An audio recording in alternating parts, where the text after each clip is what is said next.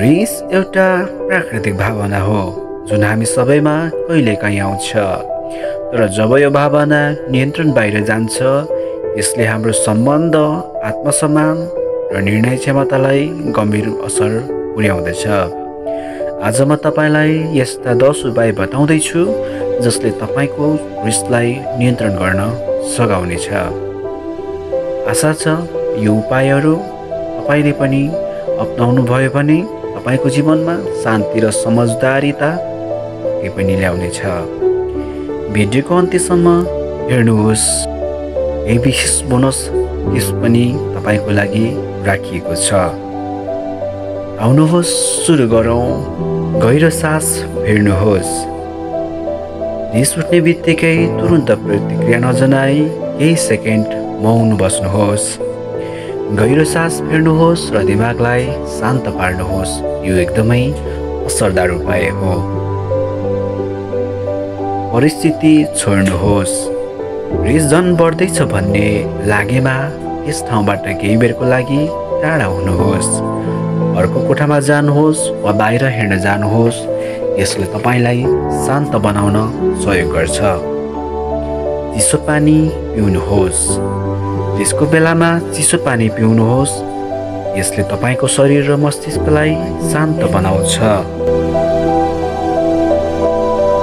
मनको कुरा कागजमा लेख्नुहोस्।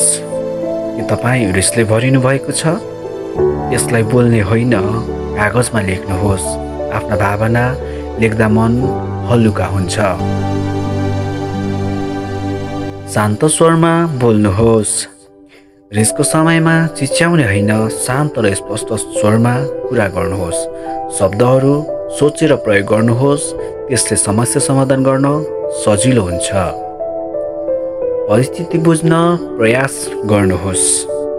रिस उठ्दा केवल आफ्नो पक्ष नहेरी अर्काको दृष्टिकोण पनि बुझ्न प्रयास गर्नुहोस्। हुनसक्छ पनि तपाईँ जस्तै तनावमा छ। दैनिक ध्यान वा मेडिटेसन गर्नुहोस्। कसरत, हिँडाइ, दौड वा कुनै पनि शारीरिक गतिविधिले नकारात्मक ऊर्जालाई बाहिर निकाल्छ। रिस आएको बेलामा शरीर चलाउनुहोस्। क्षमा गर्नुहोस्।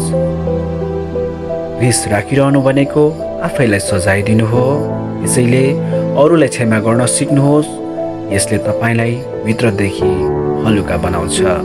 आत्मनिरीक्षण गर्नुहोस्। रिस किन आयो? तपाईँ भित्रै केही समस्याले गर्दा त पनि होइन। रोजगारी, थकाइ, तनाव, पारिवारिक समस्या आदि बुझ्नुहोस् अनि सुधारतर्फ आजैबाट लाग्नुहोस्। प्रत्येक रात राम्रो निन्द्रा लिनुहोस्। निन्द्राले तपाईको दिमागलाई शान्त राख्दछ। साँझ वा बिहानीको समय शान्तसँग बिताउनुहोस्। केही समय 5, 10, 15, 20 मिनट जति सक्नुहुन्छ एकछिन मोबाइलबाट टाढा रहनुहोस्। जति सक्दो रमाइलो कुराकानीमा सहभागी हुनुहोस्। साथीभाइ, आफन्त, परिवार। यसले सम्बन्ध गाढा बनाउनुको साथै हाम्रो रिसलाई पनि कन्ट्रोल गर्छ।